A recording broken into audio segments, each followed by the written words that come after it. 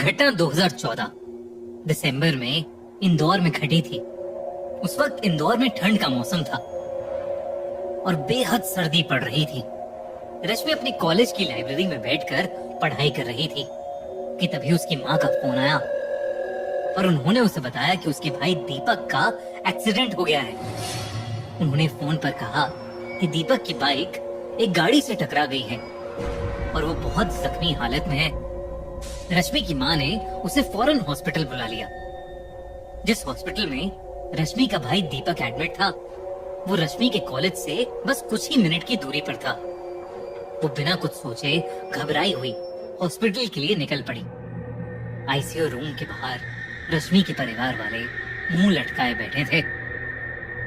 दीपक की हालत बहुत सीरियस थी, पर कुछ घंटों बाद जब डॉक्टर बाहर आए तो उन्होंने उसके परिवार वालों को बताया कि दीपक अब खतरे से बाहर आ चुका है। लेकिन होश आने पर दीपक की दर्द की चीखें हॉस्पिटल के सारे पेशेंट सुन पा रहे थे। जब दीपक को हॉस्पिटल के दूसरे रूम में शिफ्ट किया तो रश्मि उसको देखने के लिए उसके रूम में गई। रश्मि को देखते ही दीपक अचानक से गाना गुनगुनाने लगा। रश्मि चेहरे पर मुस्कान लिए चुपचाप उसके साथ की सीट पर जाकर बैठ गई। उसके एक्सीडेंट के बारे में पूछने पर दीपक ने कोई जवाब नहीं दिया। ऐसा लग रहा था जैसे उसको कुछ पता ही नहीं था। इतनी बात ही हुई थी कि दीपक जो कुछ घंटे पहले दर्द में चीख रहा था, बिस्तर से उठकर हॉस्पिटल रूम की खिड़की की तरफ लंगड़ाते हुए चलने लगा। रश्मि ने उससे पूछा कि उसे अचानक क्या हो गया है। रश्मि के सवाल का उसने कोई जवाब नहीं दिया। दीपक खिड़की के पास पहुंचकर खड़ा हो गया और रूम में एक अजीब किस्म का सन्नाटा फैल गया। तभी दीपक ने एक टांग खिड़की पर रख दी। ये देखकर रश्मि का दिल जोर से धड़कने लगा। दीपक पीछे देखकर मुस्कुराया, पर उसका चेहरा पूरी तरह से बदल चुका था। दीपक ने अपना दूसरा पैर भी खिड़की के ऊपर रख दिया। रश्मि उसकी तरफ भागी, लेकिन तब तक दीपक नीचे कूद चुका था। रश्मि ने तुरंत बाहर जाकर सबको अंदर बुलाया। सबके अंदर पहुंचते ही रश्मि ने देखा कि उसका भाई अभी कूदा नहीं है और खिड़की के पास ही खड़ा हुआ है। ये देखकर रश्मि हैरान रह गई, लेकिन उसके छोटे भाई दीपक की आवाज बदलने लगी और वो अजीब तरीके से झटपटाने लगा। ये नॉर्मल नहीं था, मानो जैसे कोई उसे कंट्रोल कर रहा था। वो खाली जगह में किसी को देखे जा रहा था। ऐसा लग रहा था कि दीपक पर किसी का साया आ चुका है।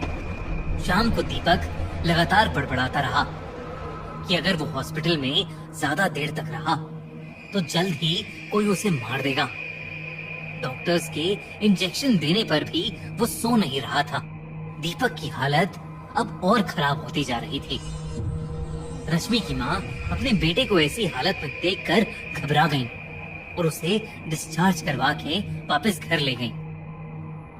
करीब 10 घंटे सोने के बाद जब दीपक अपने घर में उठा तो वो दोबारा अजीब ढंग से बर्ताव करने लगा।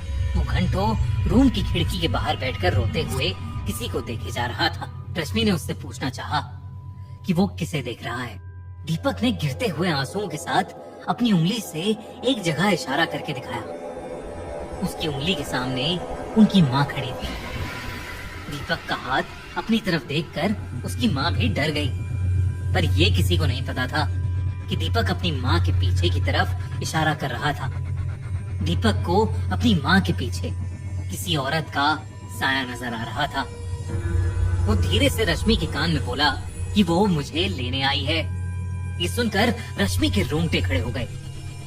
तभी अचानक दीपक वहाँ से उठा और भागकर किचन के सिंक के नीचे जाकर बैठ गया। किचन के अंधेरे में वो जोर जोर से हंसने लगा।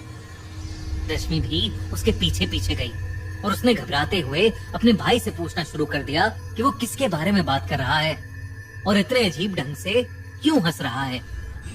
दीपक ने धीरे से कहा, मैं नहीं हंस रहा, वो हंस रही है। पूरा परिवार ये सुन रहा था। सब बेहद डर गए थे। दीपक की माँ ने उसे नींद की गोली दी और अपने साथ ही सुला लिया। उस रात रश्मि भी अपनी माँ के बेडरूम में ही सो रही थी। आधी रात रश्मि की नींद अचानक ही खुल गई। धीरे से उसे अपने पैर पर किसी के हाथ महसूस हुए। कोई उसके पैर रस्सी से बांध रहा था। वो कोई और नहीं बल्कि दीपक ही था। रश्मि कैसे न कैसे करके खुद को छुड़ाने की कोशिश करने लगी, लेकिन तभी रश्मि ने देखा दीपक की